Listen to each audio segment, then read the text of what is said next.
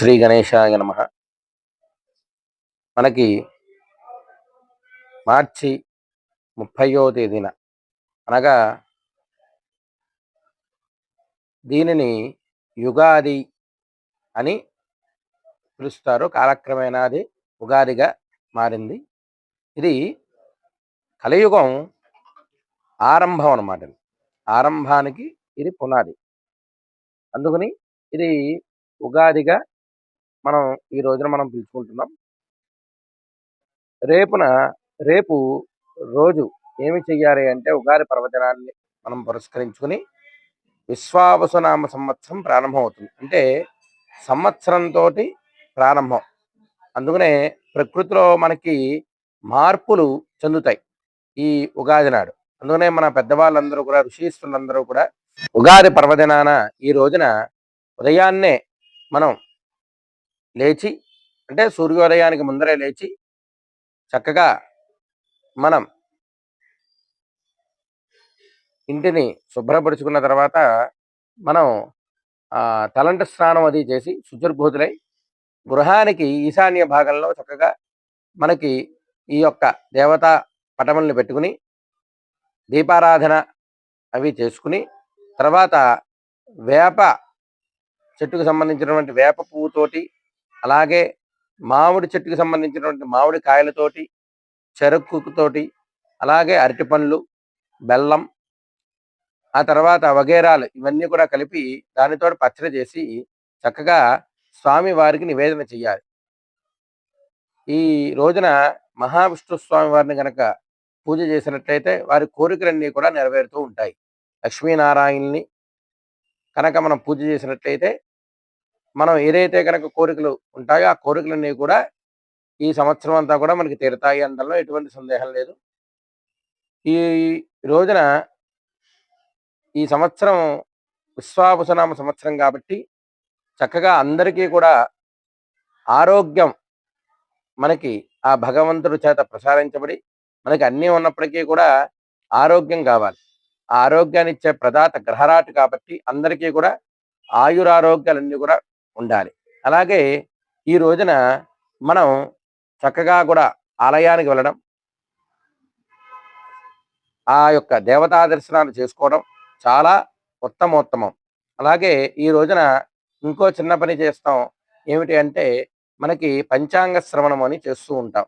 ఈ పంచాంగ శ్రవణం చేయడం వల్ల మనకి ఏం కలుగుతుంది, అలాగే ఈ రోజున ఉగాది నాడే ఈ పంచాంగ శ్రవణం ఎందుకు చెయ్యాలి అంటే ఈ పంచాంగ శ్రవణం చేయడం వల్ల ఈ సంవత్సరం అంతా కూడా మనకి 12 రాసులు 27 నక్షత్రాలు 12 రాసులుగా కుదించి చక్కగా ఒక్కొక్క రాశిలో 4 నక్షత్రాలు చొప్పున విభజించారు మనకి. అలాగా మనకి ఈ సంవత్సరం అంతా కూడా 12 రాసులు.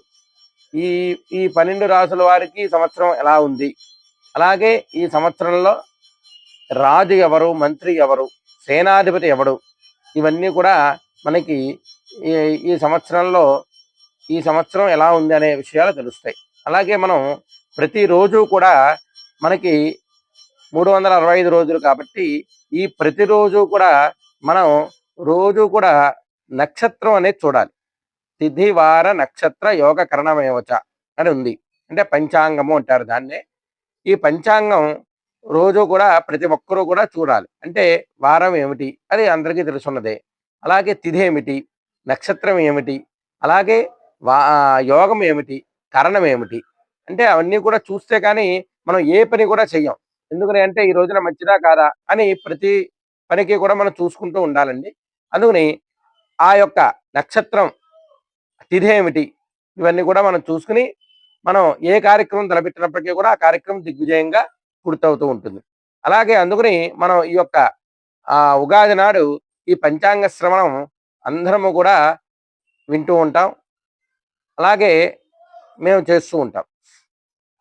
అలాగే ఈ యొక్క పంచాంగం వినడం వల్ల మనకి ఏం కలుగుతుంది, అలాగే పంచాంగం వల్ల మనకి ఏ శుభాలు మనకి చేకూరుతాయి అంటే శ్రీ కళ్యాణ గుణావహం రిపుహరం దుస్వప్నదోషాపహం గంగా స్నాన విశేష పుణ్యఫలదం గోదాన తుల్యం నృణాం ఆయుర్వృద్ధిరముత్తమం శుభకరం సంతాన సంపత్ప్రదం నానా కర్మ సుసాధనం సముచితం పంచాంగమాకర్ణ్యతాం అని అన్నారనమాట.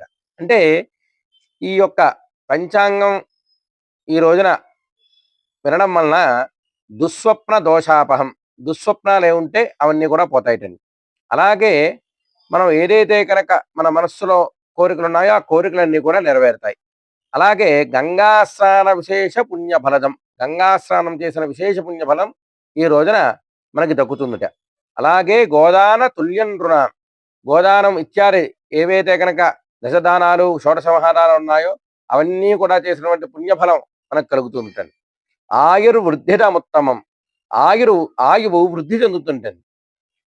శుభకరం సంతాన సంపత్ప్రదం నానాకర్మ సుసాధనం సముచితం, ఏదైతే కనుక మనం అనుకుంటామో ఆ యొక్క పనులన్నీ కూడా దిగ్విజయంగా ఈ సంవత్సరం పూర్తవ్వాలంటే గత సంవత్సరం ఏదైతే కనుక పనులు అవ్వలేదో వారందరికీ కూడా ఈ సంవత్సరం అంతా కూడా శుభం జరగాలి, అలాగా ఆ యొక్క పనులన్నీ కూడా అవ్వాలి అని దాని అర్థం. అలాగే మనం ప్రతిరోజు కూడా ఇందాక చెప్పుకున్నాం, తిథి వార నక్షత్ర యోగ కరణమేవచ్చ అనుకున్నాం. ఈ యొక్క ఆ తిథులు తెలుసుకోవడం వల్ల మనకి ఏం కలుగుతుంది, తిథేస్తే శ్రియమాప్నోతి అంటే తిథి తెలుసుకోవడం వల్ల మనం సంపాదించిన సంపాదన చక్కగా కూడా నిలబడుతుంటుంది. ప్రతిరోజు తిథి తెలుసుకోవడం వల్ల మనం సంపాదన నిలబడుతుంది. అలాగే వారదా ఆయుష్యవర్ధనం, వారం తెలుసుకోవడం వలన మన ఆయువు వృద్ధి అవుతుందిట.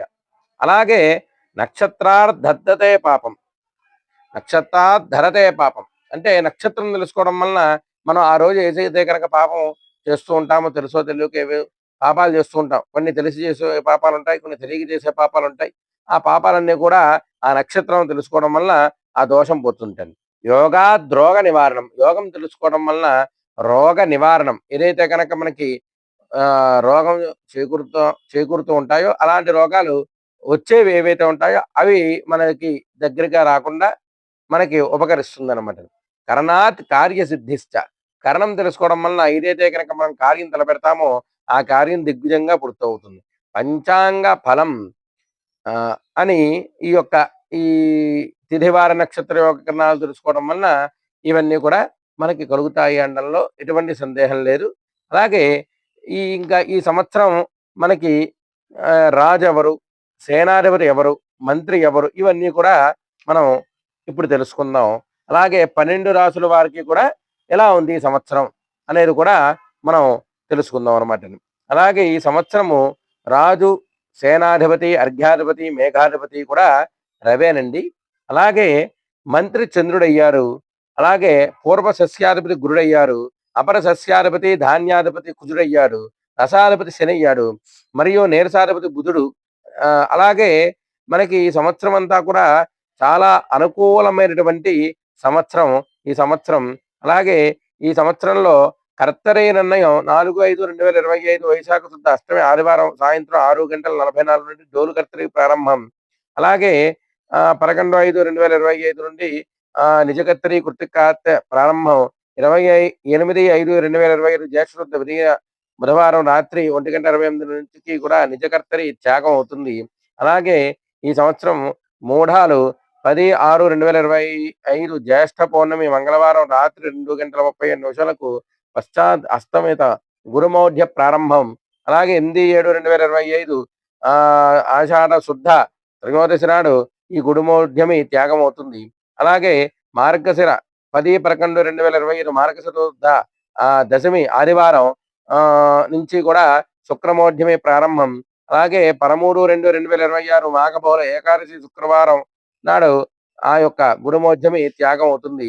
ఈ సంవత్సరం సరస్వతి నదికి పుష్కరాలు. అలాగే అవి ఎప్పుడు మొదలవుతాయంటే 15/5/2025 నుండి 26/5/2025 వరకు కూడా జరుగుతాయి. ఈ యొక్క విశ్వావసు సంవత్సరం యొక్క ఫలితం ఏమిటయ్యా అంటే ధరలు, వర్షాలు, సస్యములు ఇవన్నీ కూడా మధ్యముగా ఉంటాయి. ప్రజలు అందరూ కూడా ఈ సంవత్సరం అంతా కూడా ఆరోగ్య విషయములుగా సామాన్యులుగా ఉంటారు. అధికారులు ధన ఖర్చు చేయడానికి వెనకాడరు. అలాగే వర్షములు తక్కువగా ఉంటాయి. రోగములు ఇవన్నీ కూడా కొద్దిగా ఈ సంవత్సరం జూన్, జూలై తర్వాత ఉంటాయి. అలాగే ఆహార ధాన్యాల ధరలు పెరుగుతాయి. అలాగే ఈ సంవత్సరంలో సూర్య చంద్రగ్రహణాలు మొదటి చంద్రగ్రహణం 7/9/2025 ఆదివారం రాత్రి నుంచి కూడా భాద్రపద పౌర్ణమి నాడు సంభవిస్తోంది. సంపూర్ణ చంద్రగ్రహణం సంభవిస్తోంది. రాహుగ్రస్త సంపూర్ణ చంద్రగ్రహణం కుంభరాశిలో వారికి పడుతోంది. శతభిష పూర్వాభాద్ర నక్షత్రం వాళ్ళు అలాగే కుంభరాశి వారు ఈ యొక్క గ్రహణం చూడకూడదు. రాత్రి 9:50 స్పర్శకాలం అలాగే మోక్షకాలం 1:31 అలాగే అత్యంత ఆద్యంత పుణ్యకాలం 3:41 ఈ యొక్క గ్రహణం ఉంటుంది. అలాగే రెండవ చంద్రగ్రహణం 3/3/2026 మంగళవారం నాడు సాయంత్రం పాక్షికంగా అతి సూక్ష్మంగా కనబడుతుంది ఈ చంద్రగ్రహణం. అలాగే పాల్గొన పౌర్ణమికి సంభవిస్తోంది ఆ చంద్రగ్రహణం. అలాగే అది కేతుగ్రస్తం. ఇది సంపూర్ణ గ్రహమైనను సాయంత్రం 6:20 వరకు చంద్రోదయమైన తర్వాత 27 నిమిషాలు మాత్రమే కనిపిస్తోంది. ఎక్కువసేపు ఉండట్లేదు. అలాగే ఈ యొక్క సాయంత్రం 4:30 లోపల సంపూర్ణ గ్రహణం ప్రారంభమై సాయంత్రం 5:32 వరకు కూడా ఈ సంపూర్ణ చంద్రగ్రహణం పూర్తవుతుంది. అలాగే ఇది ఇక్కడ కనిపించదు. కావున సింహరాశి వారు అలాగే ఈ గ్రహణం పుబ్బా నక్షత్రం వారికి నక్షత్రంలో ఈ గ్రహణం సంభవిస్తుంది కాబట్టి సింహరాశి వారు ఈ యొక్క దీంట్లో మఖాపుబ ఉత్తరాఫ్పాదం సింహం కాబట్టి ఆ యొక్క సింహరాశి వారు యథావిధిగా శాంతులు జరుపుకోవాలను. అలాగే ఈశాన్య దిక్కులో మోక్షం కనిపించిన స్వల్ప గ్రహణం అలాగే ఈ సంవత్సరం ఈ 12 రాశుల వారికి ఎలా ఉన్నాయి అనే విషయంగా ఇప్పుడు మనం తెలుసుకుందాం.